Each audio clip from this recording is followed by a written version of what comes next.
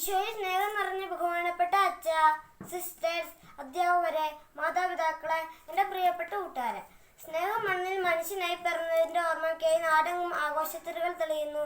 ഈ വേളയിൽ ഏവർക്കും പ്രത്യേകിച്ചൊരു സ്നേഹത്തിൻ്റെ ക്രിസ്മസ് ആശംസകൾ. യേശുവിൻ്റെ ജനനവേളയിൽ ദൂതന്റെ സന്ദേശം ഇതായിരുന്നു: ദാവീദിന്റെ പട്ടണത്തിൽ നിങ്ങൾക്കായി രക്ഷകൻ കർത്താവായ യേശു ജനിച്ചിരിക്കുന്നു.